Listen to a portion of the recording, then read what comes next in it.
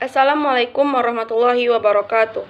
Perkenalkan, nama saya Uswatun Hasanah, NIM 1938009, Prodi Pendidikan IPS, semester 4, mata kuliah Kearifan Lokal, dosen pengampu Ibu Ilham Rahmawati MPD. Baiklah, di sini saya akan menyampaikan materi pembelajaran kearifan lokal dari materi 9 sampai materi 15. Materi 9, etika lingkungan.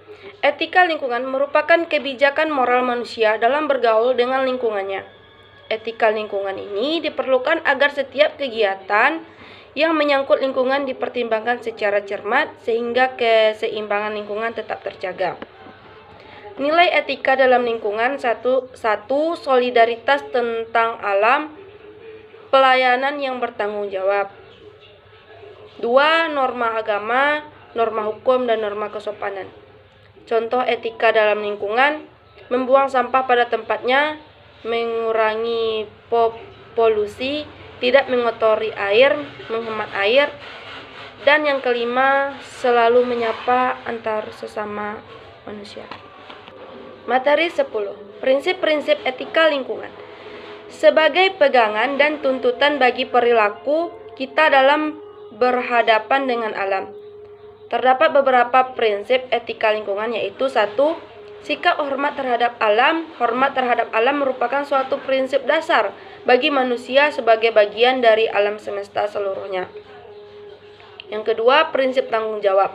Tanggung jawab ini bukan saja bersifat individu, melainkan juga kolektif yang menuntut manusia untuk mengambil prakarsa, usaha, kebijakan, dan tindakan bersama secara nyata untuk menjaga alam semesta dengan isinya.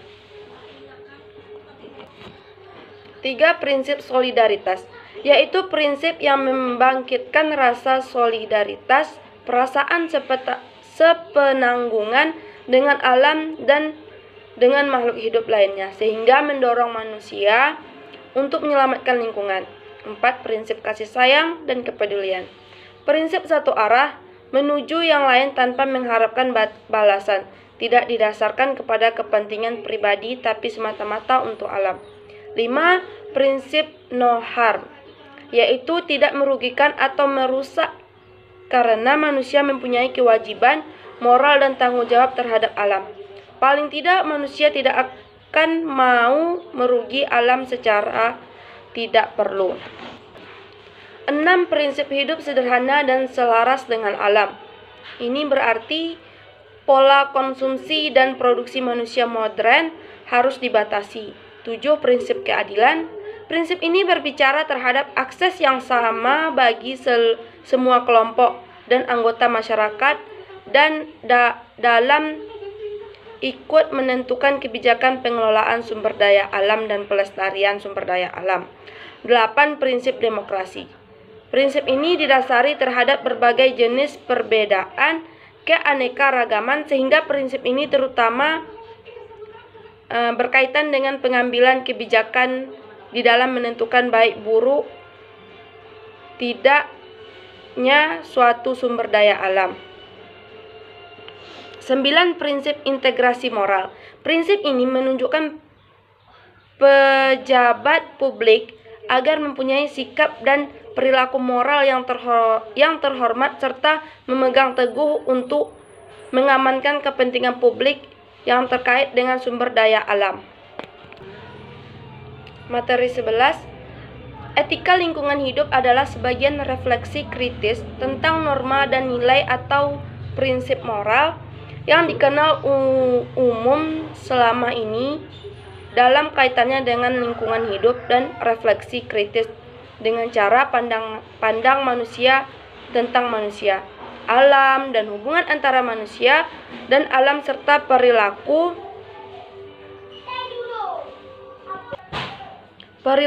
yang bersumber dari cara pandang ini.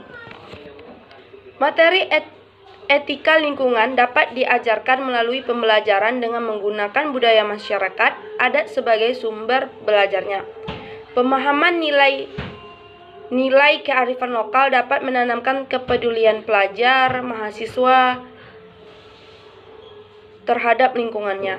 Lingkungan adalah segala sesuatu yang ada di sekitar manusia yang mempengaruhi kelangsungan kehidupan, kesejahteraan manusia, dan makhluk hidup lain baik secara langsung maupun secara tidak langsung. Materi yang ke-12. Modernitas adalah jargon yang digunakan dalam ilmu humaniora dan ilmu sosial untuk menyebut sebuah periode sejarah dan campuran norma, perilaku, dan praktik sosial budaya tertentu yang muncul di Eropa pasca abad pertengahan dan berkembangnya di seluruh dunia sejak saat itu. Implikasinya bagi krisis lingkungan. Dampak positif modernisasi ini antara lain: 1. Memberikan kemudahan hidup. 2. Teratasinya berbagai macam penyakit. 3. Meningkatnya produksi makanan. 4. Terbukanya berbagai lapangan kerja baru. Dampak negatif modernisasi: 1. Rusaknya alam akibat pencemaran. 2. Timbulnya masalah kesehatan baru. 3. Terkikisnya nilai budaya lokal. Materi yang ke-13. Utilitarianisme berasal dari kata Latin utilis yang berarti manfaat atau guna. Adalah paham atau aliran dalam filsafat moral yang menekankan prinsip manfaat atau kegunaan sebagai prinsip moral yang paling dasar. Problematika etika di lingkungan. Membuang sampah sembarangan adalah permasalahan yang sering terjadi di lingkungan masyarakat di tempat tinggal kita. Contohnya, cara mengatasinya, kita harus saling mengingatkan satu sama lain terhadap masyarakat yang suka membuang sampah sembarangan dan menyediakan tempat pembuangan sampah yang layak di sekitar lingkungan kita.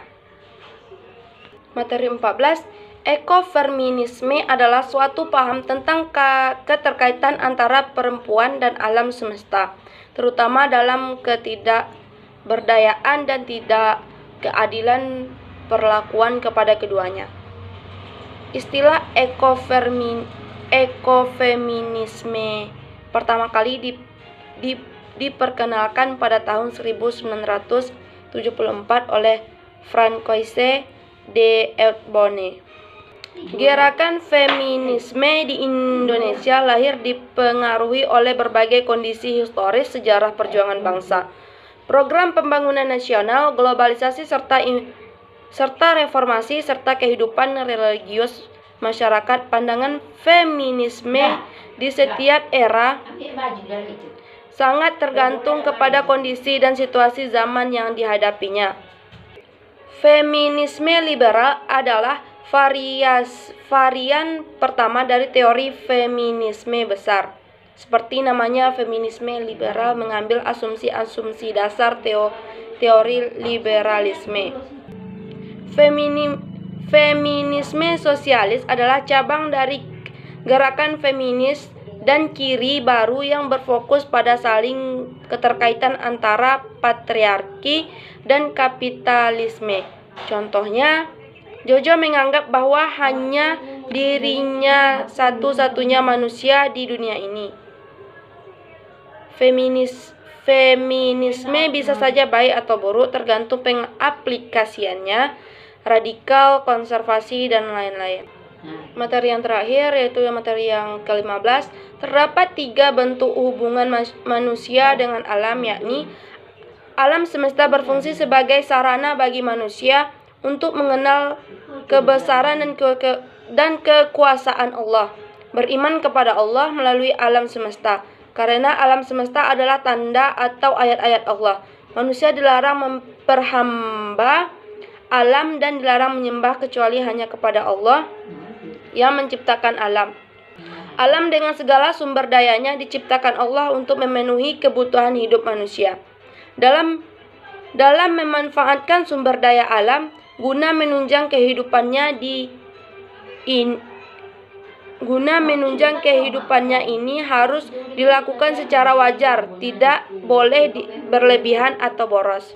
Manusia mempunyai kewajiban guna memelihara alam untuk keberlanjutan kehidupan, tidak hanya bagi manusia saja, akan tetapi bagi semua makhluk hidup yang lainnya. Demikian yang dapat saya sampaikan. Apabila terdapat kesalahan, saya mohon diberi izin dan diberi maaf. Afwan minkum. Assalamualaikum warahmatullahi wabarakatuh.